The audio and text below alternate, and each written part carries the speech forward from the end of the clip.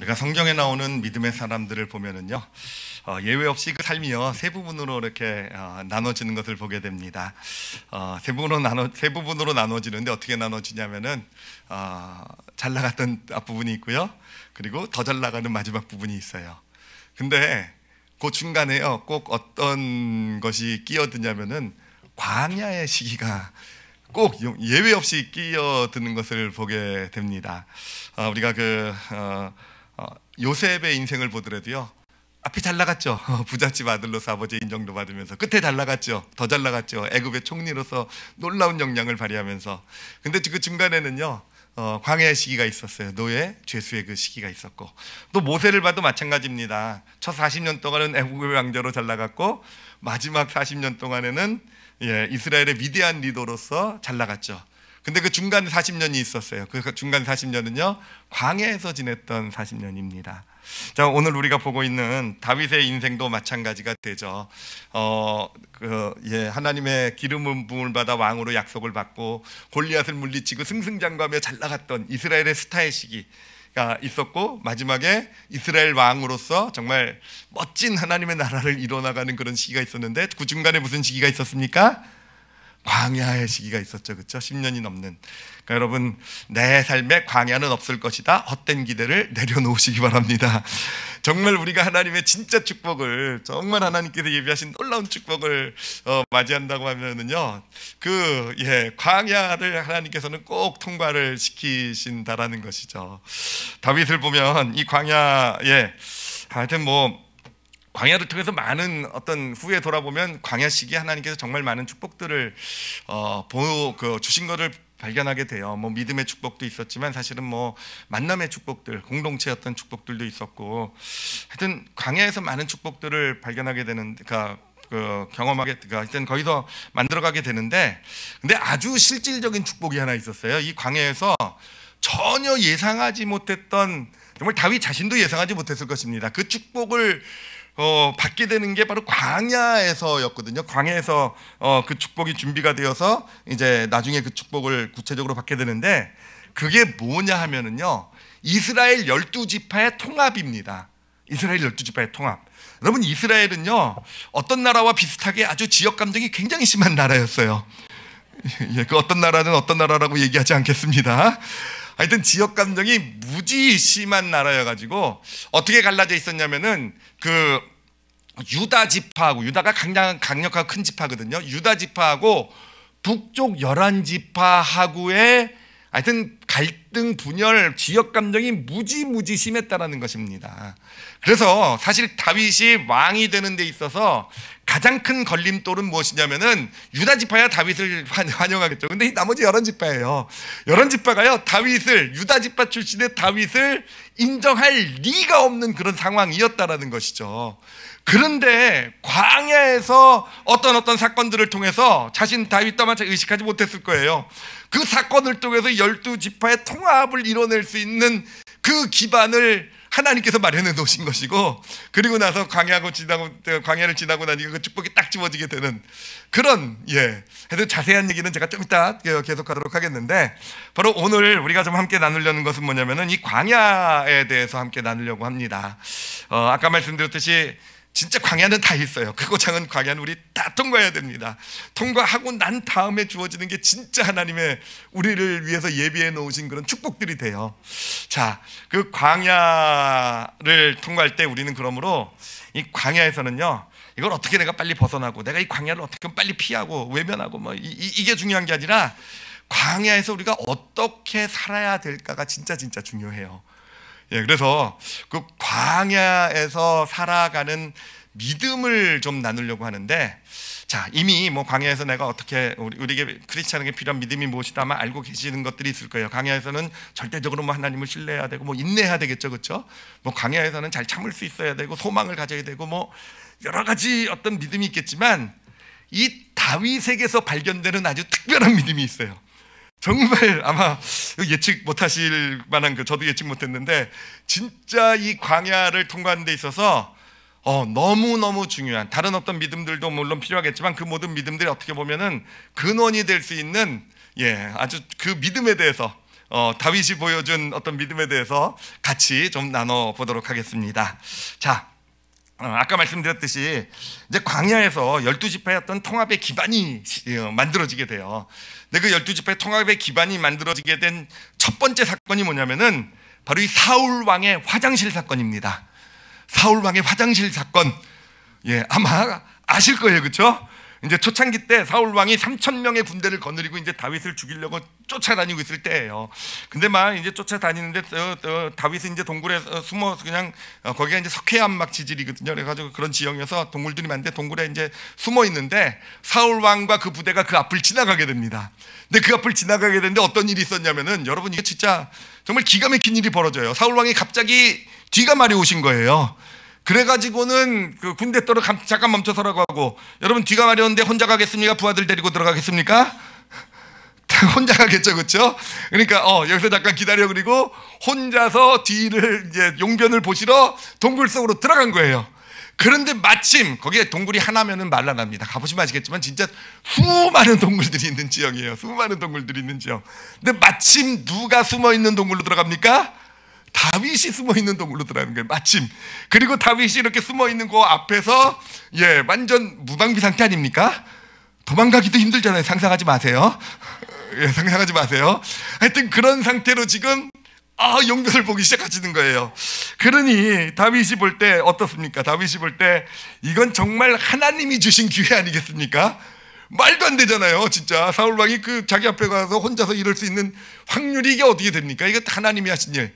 우린 이런 걸 가지고 하나님이 하신 일이라고 해석합니다. 그렇죠? 하나님이 하셨다 고백하고, 다윗도 와 하나님이 하신 일. 그래가지고 칼을 들고 사울 왕을 죽이려고 갑니다. 죽이려고 가는데, 그런데 어떤 일이 벌어지냐면요, 마지막 순간에 다윗이 사울 왕을 죽이기를 포기합니다. 그리고 살려서 그냥 보내버려요. 근데 이게 바로 신의 한 수가 됐다는 거예요. 이게 진짜 나중에 12지파가 통합이 될 때 이게 신의 한 수가 됩니다. 사울 왕이 죽고 나서 12지파가 이제 그 다윗을 왕으로 세울 때, 다윗을 남북쪽 11지파가 다윗을 왕으로 세우게 된 이유, 그들이 다윗은 그래도 유다 지파지만 괜찮아 라고 생각하게 된 이유가 바로 이 사건이에요. 이 사건. 자기의 원수인 사울 왕은요 북쪽 11지파의 대표라고 보시면 돼요. 북쪽 11지파의 대표입니다. 북쪽 11지파의 대표인 사울 왕을 다윗에게는 원수 같은 존재잖아요. 죽이지 않은 어떤 이 사건을 보고 다윗은 괜찮아. 다윗은 우리를 미워하지 않을 거야. 다윗은 우리 12지파의 왕이 될 자격이 있어. 여러분 이게 진짜 사울 왕을 죽이지 않은 게 진짜 나중에 신의 한 수가 되는 그런 놀라운 역사를 이렇게 경험하게 되는 거예요. 자, 근데 여기서 정말 궁금한 게 뭐냐면요, 이 다윗이 어떻게 사울 왕을 그 상황에서 죽이지 않을 수 있었을까라는 겁니다. 어떻게 그럴 수 있었을까? 여러분 이거는요 아까도 말씀드렸지만 누가 봐도 하나님이 주신 기회예요. 그럴 확률이 어디 있습니까? 그렇죠?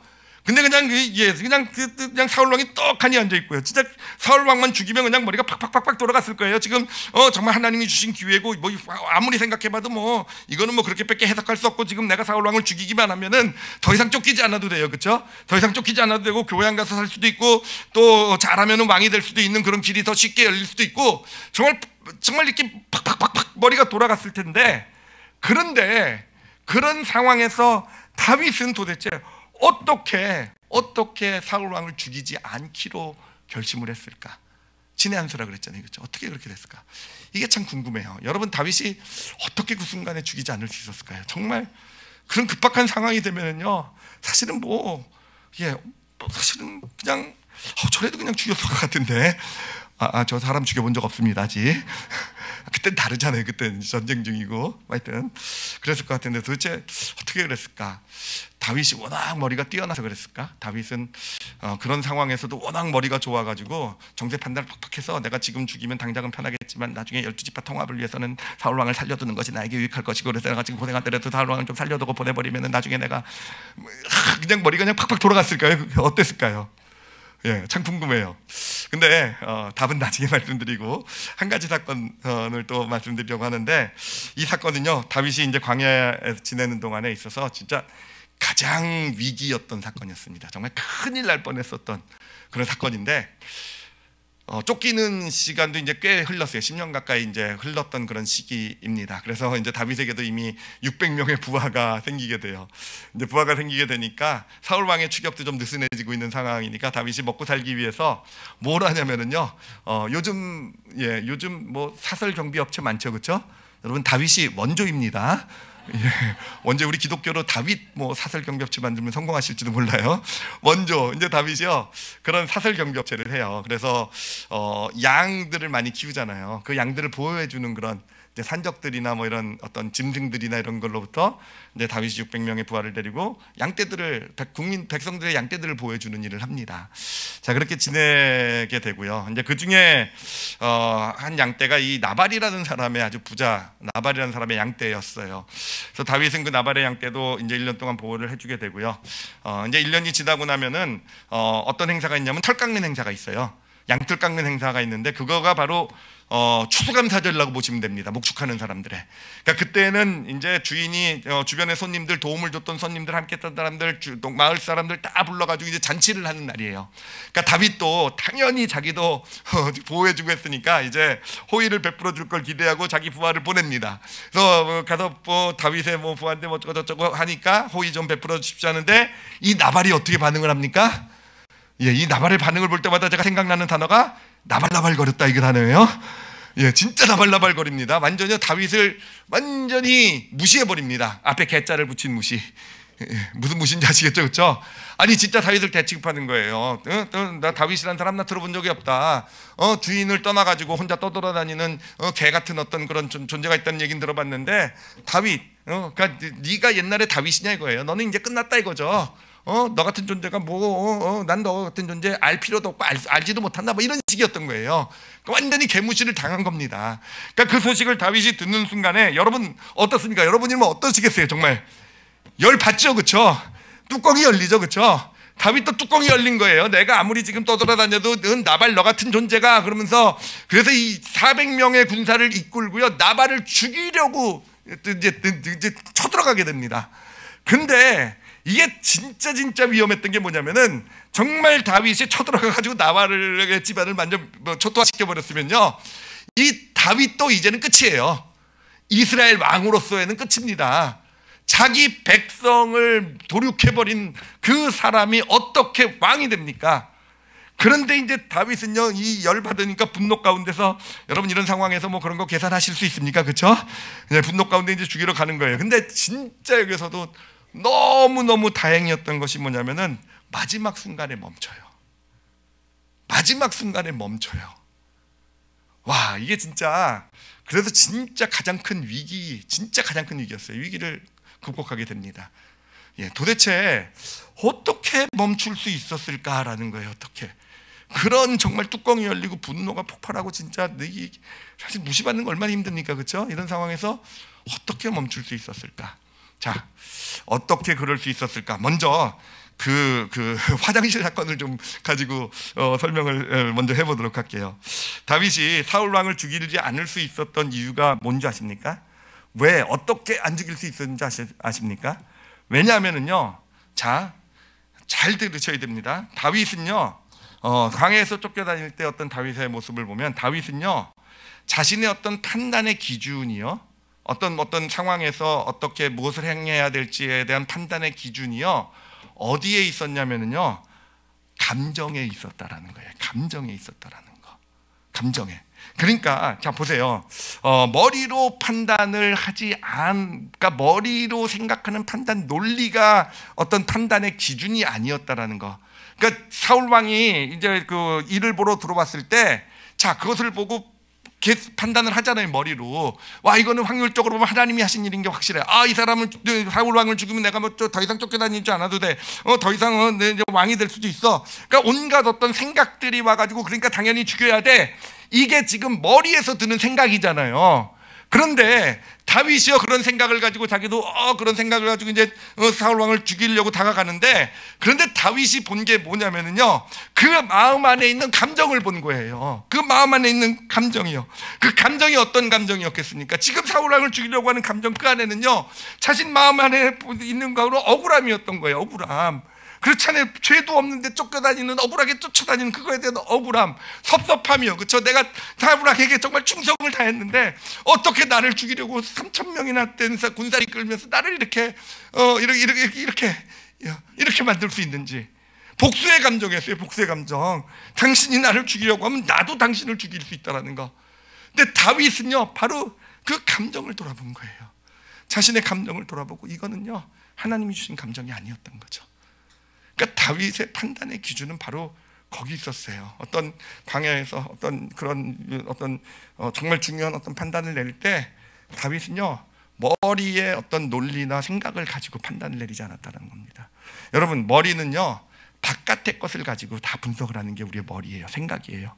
그러니까 머리는요, 바깥에서 일어난 일을 보고 이런 일이 일어났고 저런 일이 일어났으니까 요건 논리적으로 보면 요건 이렇게 잘 생각해 보면 그 바깥에 일어나는 일, 사건들을 가지고 머리는 판단을 해요. 근데 다윗은 그 판단이 자신의 삶의 판단의 기준으로 삼는 것이 아니라 자신의 마음을 돌아보는 것. 마음은 뭡니까? 바깥을 가지고 판단하는 게 아니라 자기 안을 들여다보고 판단하는 거예요. 자기 안을 들여다보면서 자기 안에 있는 복수의 감정, 억울함을 바라보면서 이거는 하나님이 주신 감정이 아니야. 그러면 이건 하나님의 뜻이 아니야. 여러분, 그래서 다윗은 멈춰선 겁니다.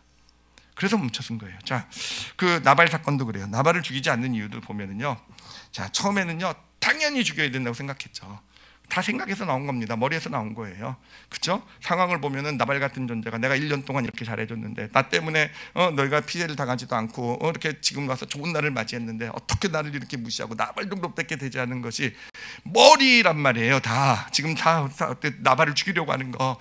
그런데 다윗이 이제 죽이려고 다가가다가 이제 부하를 끌고 가는데 그때 이 나발의 아내인 아주 지혜로운 여인인 아비가일이 등장을 합니다. 나타나가지고는 다윗에게 깨닫게 해준 게 있었어요. 뭐를 깨닫게 해주냐면은요, 다윗 마음 안에 있는 감정을 깨닫게 해주는 거예요. 다윗이 자신의 마음을 돌아보게 되니까, 자신 마음에 돌아보게 되니까 이거는 단순히 그냥 나발이 자기를 무시해서가 아니라는 거. 왜 지금 자기가 이렇게 분노하고 이렇게 나발을 죽이려고 길길이 뛰고 있는가? 왜냐하면은요, 그 안에 불안함이 있었던 거예요. 그 안에 두려움이 있었던 겁니다. 하나님의 기름을 부은 왕으로서 기름 부음을 받고 왔는데, 그래, 왕이 될 줄 알았어요. 잘 나간 줄 알았는데 지금 10년이 넘게 쫓겨다니고 있으면서 어느샌가 내 인생도 그냥 이렇게 끝나는 게 아닌가? 내 인생도 그냥 이렇게 광야에 있으면서 사슬 경비업체나 하면서 그냥 그 이스라엘에 있는 부자들에게 그냥 떡이나 음식이나 좀 얻어먹으면서 내 인생도 그냥 이렇게 하나님의 약속은 있지만 내 인생도 그냥 이렇게 끝나야 되는 것이 아닌가. 그 불안, 그 두려움이 마음 가운데 있었던 거예요. 근데 그거를 누가 자극한 겁니까? 나발이 자극한 거죠. 나발이 무시한 거가. 그렇죠? 난 다윗 몰라. 이 무시한 것이요, 그 안에 있는 두려움, 그 안에 있는 불안함, 이거를 자극해서요, 그래서 죽이려고 뛰어나간 거 아니겠습니까? 근데 다윗은요, 결국은 그걸 보고 멈춰선 겁니다. 머리로 외적으로 보면 다 죽일 만한 이유가 너무너무 많고 논리적으로 맞지만 자기 마음 안에 들여다보니까 자기 마음 안에 있는 건 뭐였습니까? 두려움과 불안이었던 거예요. 그럼 이건 하나님이 주신 게 아니잖아요. 그러니 그 자리에서 멈춰설 수 있었던 것. 여러분, 이게 다윗의 판단의 기준이었어요. 다윗의 판단의 기준. 다윗은요, 외적인 것을 가지고 판단하지 않았어요. 물론 판단하게 되죠. 그런 순간에 보여지는 걸 가지고 머리로 판단하게 되고 다 논리로 따지게 되지만, 그렇지만 진짜 결정적으로 자신의 삶의 모습을 결정한 것은요, 다윗은 늘 자기 안을 들여다보고요, 그 안에 있는 감정을 들여다보고 그 감정을 가지고 판단을 내렸던 것. 그리고 그것이요, 진짜 신의 한 수가 되어서 나중에 정말 예상하지도 못했던 광야 시기에서의 어떤 놀라운 축복의 열매들이 맺혀져가는 그런 삶을 살아가게 된 것입니다. 하나만 예를 더 좀 들어드리도록 할게요. 바로 오늘 우리가 읽은 이 본문, 다윗의 애가에 대한 이야기인데, 자, 이 사건의 배경은 이제 그 다윗이 블레셋의 망명에 가 있었고요. 이제 사울 왕을 피해서 이제 망명에 가 있었고, 그 와중에 이제 블레셋과 사울 왕의 군대가 전쟁을 일으켜서 사울 왕이 죽었습니다. 전사를 하게 돼요. 예, 그 아들들도 다 같이 전달하게 돼요. 자, 그러니 이제 그런 소식 보니까 그 소식을 들고요, 사람들이 누구에게로 제일 먼저 달려갔냐면은 다윗에게로 달려갑니다. 다윗에게로 달려가는 거예요. 근데 그 소식만 들은 사람은 달려가는 게 아니라 그 소식을 들은 사람들은요, 다 다윗에게 몰려들어요. 다 다윗에게 몰려드립니다. 왜 다윗에게 몰려들었겠습니까? 다윗이 어떻게 반응할지가 궁금한 거예요. 여러분은 어떻겠습니까? 만약에 다윗이라고 생각하는데 지금 블레셋에서 이제 정말 망명해가지고 정말 그런 정말 비참한 삶을 살고 있는데 사울왕 때문이죠, 그렇죠? 사울왕이 죽었다는 소문이 들려오는 겁니다. 자기에게 소식이 들려오는 거예요. 여러분 마음은 어떻겠습니까? 어떻겠습니까? 저 같았으면요, 굉장히 복잡했을 것 같아요. 예, 웃을까 울을까 망설였다네, 뭐 그거 있잖아요, 그렇죠? 막 그런 기분이었을 것 같아요. 정말 어떤 면으로 보면 정말 기쁜 소식이잖아요. 드디어 끝났구나. 내가 10년 전에 사울왕을 죽이지 않고 하나님께 맡겨드렸는데 드디어 하나님께서 직접 사울왕을 죽이신 거잖아요, 그렇죠? 그러니 정말 이제 사울왕이 죽었으니 진짜 이제는 당당하고 떳떳하게 이스라엘에 돌아갈 수 있는 그런 기회 문이 열린 거예요. 기뻤겠죠, 그렇죠? 예, 기뻤겠고요. 하나님께 감사한 마음도 있었을 거예요, 그렇죠? 정말 시원했을 겁니다. 정말 시원하고 막 이렇게도 했을 거예요. 그렇지만 또 한편으로는 저 구석에는 그런 마음도 있었을 거예요. 안타까운 마음. 하나님이 세워주신 왕이 저렇게 비참한 죽음을 맞이하는 것을 보면서 마음의 안타까움까지 있었을 겁니다. 자, 사람들은요, 그런데 이제 그런 다윗이 어떤 마음일까 이제 되게 궁금해서 다 몰려든 거예요. 가장 이때 궁금한 사람 다윗이죠. 도대체 다윗은 어떻게 반응할까? 아마 사람들은요, 다윗이 기뻐했을 거라고 예상한 것 같아요. 그래서 그 사울 왕의 죽음의 소식을 가져온 전령도요, 상을 받을 것이라고 생각을 하고 다윗이 기뻐할 것이라고 생각하면서 사울 왕이 죽었습니다 이렇게 전달을 합니다. 자, 근데 그 소식을 듣고 다윗이 한 일이 뭐냐면 이 노래를 만들어 부른 거라는 거예요. 이 애가를 만들어 부르게 됩니다. 도대체 왜 그랬을까라는 거예요. 왜 그랬을까? 도대체 그 소식을 듣고 나서 왜 다윗은 다른 거를 하는 게 아니라 노래를 만들어서 애가를 만들어서 불렀던 것일까? 제가요, 그 다윗이 왜 그랬는지를요, 이번에 제가 신장에 가서 깨달았어요. 중국의 신장이란 땅은 가장 중국에서도 서쪽 끝이죠. 그리고 고산지대고요. 알타이 산맥이 있는 아주 높은 그런 지역이고요. 그리고 정말 멀고도 험한 지역입니다. 정말 비행기 타고도 오래 가야 되고, 아침에 출발해서 비행기 이제 신장 지역의 우르무치라는 이제 거기 수도 거의 중심 도시까지 저녁 한 6시 7시쯤 도착하게 되면요, 그 다음에 이제 북쪽으로 제가 기차를 타고 12시간을 기차를 타고 올라가요. 그리고 내려가지고는요, 정말 한번 가보고 싶어가지고 저기 신장 중에서도 가장 북쪽까지 이제 갔거든요.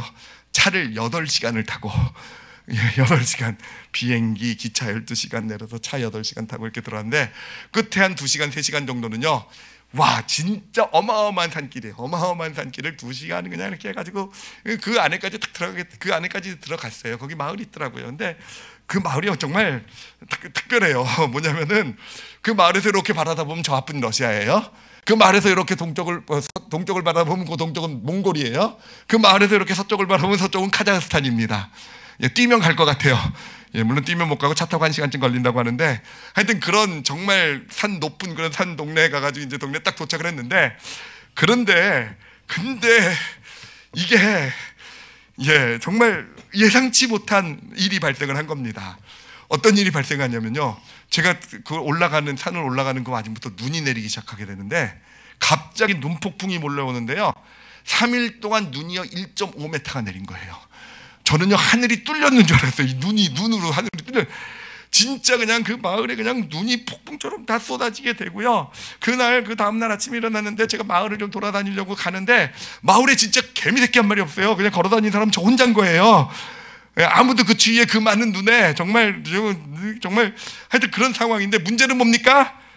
차도 안 다녀요. 이제는 교통이 끊겨가지고 돌아갈 길이 없다라는 거예요, 다들. 그래서 너 이제 다 거기서 이제 사람들 만나고 그랬거든요. 너 여기서 살아, 뭐 이런 분위기더라고요. 너 당분간 여기서 살아야 돼. 저 못 올 뻔했어요. 좋아하시는군요. 예. 하여튼 그런 상황이 되니까, 야, 이게 진짜 마음이 너무 착잡한 거예요. 왜 하나님께서는 나를 여기까지 보내셨을까? 물론 제가 뭐 땅 밟기 한다 큰 소리 치고 왔으니까 뭐 땅 밟으러 가긴 한 건데, 근데 왜 여기까지 보내가지고 저는 저 눈이 와가지고 지금 정말 거기요 뭐 영어도 한마디도 안 통해요. 진짜 영어도 한마디도 안 통하고 다 중국말을 하고, 거기는 또 카자흐스탄 말들 해요. 다 그런 동네에 있으면서 진짜 말도 안 통하고 밥 사 먹기도 힘들고, 밥집도 문 다 닫고, 밥도 또 이상한 양탕 뭐 하여튼 양기름 뭐 정말 돌아가시겠는 밥들만 팔고, 와, 이런 상황에서 진짜 밥도 못 먹고 좀 만들지 않았습니까? 하여튼 배고프고 서럽고, 나 돌아가지 못하면 어떡하고, 정말 하여튼 온갖 마음이요, 내가 여기 괜히 왔고 후에 막 온갖 마음이 제 마음을 막 채우는 거예요. 그런 상황이었는데, 제가 이제 눈길을 걸어가면서, 경치는 근데 너무 아름다워요. 진짜 눈이 오고 막 눈 덮인 산에서 이제 걸어가는데 너무너무 아름다운데, 하여튼 그런 눈 덮인 산을 걸어가면서 갑자기 제 입에서요 찬양이 나오더라고요. 그 찬양이 감사 찬양이었어요. 그래서 날 구원하신 줄 감사 찬양. 그래서 찬양이 저한테 계속 이렇게 나오더라고요. 근데 정말 여러분, 찬양을 하면서 신기한 걸 경험한 게 뭐냐면, 마음속에 복잡한 감정들이 있었잖아요. 여러 가지 진짜 복잡한 감정들이 다 채우고 있었는데, 감사를 찬양을 하는데, 사실 감사는요 저 구석에 보이지도 않는 곳에 있었어요. 여기까지 그래도 오게 하시고 이 아름다운 땅 뭐 이런 거에 대한 감사, 뭐 정말 저 구석에 있었는데, 제가 감사의 찬양을 하게 되면서 어느샌가 한 10분 20분 이렇게 찬양을 하는데, 제 마음에 뭘로 채워졌겠습니까? 감사로 채워지더라고요. 어느샌가 불안과 두려움, 어떤 그런 후회, 어떤 이런 것들은요, 배고픔은 계속 남아있긴 했지만 그래도 그건 뭐 그 신체적인 거기 때문에 어쩔 수가 없긴 했지만, 제 마음이 감사를 이렇게 채워지는 걸 경험을 하게 되었어요. 그러면서 평안해지더라고요. 제가 뭐 신장 얘기를 하려고 한 건 아니고, 다윗의 왜 애가를 만들어 불렀는지를 알겠더라고요. 다윗도 마음이 복잡했을 거예요. 사울 왕의 소식을 들었을 때, 그렇죠? 기쁘기도 하고 후련하기도 하고 감사하기도 하고, 그러면서 마음에 어떤 애통함, 안타까움도 있고요. 근데 다윗은요, 애가를 만들어 불렀어요. 그래서 그 슬픔, 하나님의 기름 부음을 받은 왕이 저렇게 허무하게 죽은 거에 대한 그런 슬픔으로 애가를 불러서, 다른 모든 감정이 아니라 그 슬픔의 감정으로 자신의 마음을 채워가게 된 것이죠. 그러면서 진심으로 사울 왕을 애통해하면서, 그러면서 바로 이제 이스라엘의 왕이 되는 길을 걸어가기 시작하게 된 것입니다. 여러분, 이게 마지막 신의 한 수였어요. 마지막 신의 한 수. 다윗이 사울 왕이 죽었다는 소식을 들었을 때 모두가 다 다윗이 기뻐할 거라고 생각하고 통쾌할 거라고 생각하고, 그럴 줄 알았어라고 그런 마음으로 봐라, 그리고 이스라엘로 올 줄 알았는데, 그 애통의 찬양을 부르면서, 같이 오는 백성들이 다 그 찬양을 같이 부르면서 그렇게 들어오게 되는 것을, 그렇게 온 다윗을 보면서 이스라엘의 11지파, 유다 지파뿐만 아니라 나머지 11지파도요 다윗을 기꺼이 자신들의 왕으로 삼는 그런 놀라운 그런 역사가 나타나게 된 것입니다. 여러분, 오늘 말씀에서 우리가 다윗의 아주 정말 특별한 믿음을 보게 돼요. 특히 광야를 통과하면서 우리가 볼 수 있는 다윗의 특별한 믿음이요. 그건 뭡니까? 광야에서 수많은 위기도 경험하고, 또 가끔은 좋은 일도 있었을 거예요, 그렇죠? 또 어려움도, 갈등도, 사람들과의 문제도 많이 있었어요. 여러분, 그럴 때마다 다윗은요, 머리로 이걸로 판단하지 않았다라는 거, 여러분 꼭 기억해 주세요. 머리를 가지고 외적으로 다 계산해가지고 따져보고 논리로 만들어서 이렇게 하니까 내가 이렇게 해야 되고 저렇게 해야 되고 이게 맞고. 다윗은요, 머리를 기준으로 삼지 않고요, 뭐를 기준으로 삼았다고요? 자기 마음을 기준으로 삼았어요. 늘 먼저 마음을 돌아봤고요, 마음을 돌아보면서 아무리 내 머리가 이게 옳고 이렇게 맞고 이렇게 당연히 이럴 수 있다고 얘기해도, 자기 마음 안에 있는 것을 보면서, 또 상황 가운데서 여러 가지 복잡한 마음이 들 때도 그 안에서 하나님이 주신 마음을 찬양하면서 그 마음을 택해가면서 걸어갔던 그 광야를, 그렇게 해서 정말 멋지게 통과하고 광야가 그의 삶에 놀라운 축복이 되었던 그런 믿음의 길을 걸어가게 되었던 것입니다. 그래서 우리도 하여튼 정말로 이건 꼭 기억했으면 좋겠어요. 쉽지가 않거든요. 그래서 꼭 기억했으면 좋겠어요. 우리요, 광야는 무조건 통과합니다. 지금 통과하고 계신 분들 계실 거예요. 아주 큰 광야, 어떤 뭐 질병의 광야라든지 물질의 광야라든지 관계의 오랜 어떤 큰 광야를 통과하시는 분들도 계실 것이고요. 그리고 광야는요, 작은 광야들도 많아요. 그렇죠? 아내랑 말다툼하고 지금 일주일째 말하지 않고 있는 그런 광야를 걷고 계신 분 계시죠? 그렇죠? 제가 보이는데 보이는데 그게 바로 저처럼 보이는데 농담이에요. 저는 여행 갔다 오냐고 말 안 한 거고, 하여튼 자녀하고도 사실은 사소한 문제를 가지고 좀 섭섭해하고 이런 하여튼 우리는요, 관계 가운데 또 여러 가지 일들 가운데 사실은 크고 작은 광야를요 늘 통과해요. 근데 그때마다 정말로 우리가 명심해야 될 것은요, 머리로 판단하는 게 안 된다는 거예요. 이거는 내 아내가, 내 남편이 이렇게 말하고 이렇게 했고 저렇게 행동했고 지금 저렇게 하고 있고 틀렸고, 그러니까 내가 어떻게 해야 되고, 머리로 하는 거는요, 아무리 옳다 그래도요, 하나님이 예비하신 그 길이 되지 않습니다. 자신의 마음을 돌아볼 줄 알아야 돼요. 마음을 돌아볼 줄 알고요. 그리고 그 마음을요, 다윗이 그랬던 것처럼요, 하나님이 주신 마음으로 바꿔 가질 수 있는, 여러분, 그런 믿음의 길을 가시는 우리 올리브교회 성도들이 되시기를 바랍니다. 이게 쉽지가 않아요. 왜 그런지 아십니까? 광야에 가서요, 어려운 일이 생기잖아요. 어려운 일이 생기면 원래는 무너지는 건 감정이에요. 어떤 광야에서 힘든 일 생기고 갈등, 다툼, 문제 생기면 무너지는 건 감정인데, 감정이 무너지면요, 이놈의 감정은요 늘 우리의 생각 뒤에 가서 숨어버려요. 우리의 생각을 앞세워요. 그래서 생각을 가지고 따져가지고는 그것을 가지고 내가 옳고 이렇게 해야 되고 이렇게 만드는 게, 여러분 생각해 보세요. 진짜로 그래요. 진짜 힘든 일, 어려운 일, 문제 생길 때 보면은 원래 내 무너진 거는, 예를 들면 내가 병원에 가가지고 의사한테 지금 좀 좋지 않은 소식을 들었단 말이에요. 그러면 무너지는 것은 마음이에요, 사실은요. 그런데 그것을 가지고 계속 머리는요 따집니다. 이러다가 내 삶이 어떻게 되면 되고, 왜 하나님은 역사하시지 않고 왜 이런 일 저런 일이 있고, 사실 마음을 돌보지 않고 계속 머리로 어떤 생각을 만들어서 거기에 매여버리는 게 우리예요. 어떤 물질의 문제가 있고 관계가 문제가 있으면 사실 무너지는 건 마음이잖아요. 그런데 우리는 그 마음을, 분명히 무너지는 건 마음인데 그 마음을 돌아보지 않아요. 마음을 돌아보지 않고, 이건 제가 진짜 큰 소리로 장담할 수 있어요. 저도 늘 그러니까 마음 돌아보지 않아요. 머리로 해요. 머리로 계산해가지고 판단하고, 그것을 가지고 따져가지고 누가 옳고 누가 틀리고 이렇게 해야 되고 저렇게 해야 되고. 여러분, 그게 아니라는 거 쉽지 않지만 꼭 기억하시기 바랍니다. 어떻게 그러면 우리가 그런 상황에서 어떻게 우리의 마음을 돌아볼 수 있을까? 여러분, 두 가지예요. 기도하고 찬양입니다. 여러분, 기도라는 것은요, 물론 광야 가운데서 이 문제 해결해 주세요, 그 사람 잘못한 거 처리해 주세요, 건강해 주세요, 이런 것도 기도지만, 여러분 진짜 광야를 통과하면서 어려움 가운데 기도의 축복은 뭔지 아십니까? 하나님께 기도하면서요, 어느샌가요 머리로 계산했던 것 안에서 어느샌가 기도하면 우리 마음이 보여요. 여러분, 진짜 그게 기도의 능력입니다. 꼭 경험해 보시기 바랍니다. 진짜 힘들고 어려운 상황에서 기도하다 보면, 내가 왜 의사의 얘기를 듣고 그냥 마음이 흔들려가지고 힘들어가지고 하나님 앞에 나와서 막 기도하다 보면요, 어느새 내 마음이 보여. 생각이 사라지고요, 마음이 보이기 시작하게 돼요. 그래서 마음을 쏟아놓게 돼요. 그럼 여러분, 하나님께 그 마음을 인정해 드리잖아요. 그럼 그 마음의 크기는요 진짜 줄어들어요. 진짜 없는 것처럼 줄어들고 하나님이 주시는 마음으로 우리 안에 채워지게 되고요. 그래서 우리가 그런 어려운 문제 가운데서도 다시 마음으로부터 일어설 수 있게 되는 거예요. 그리고 찬양은요, 아까 말씀드린 대로요, 기도로도 안 되면 찬양하시기 바랍니다. 찬양은요 강력한 능력이 있어요. 우리 마음에 하나님이 주신 마음을 채워가는 것.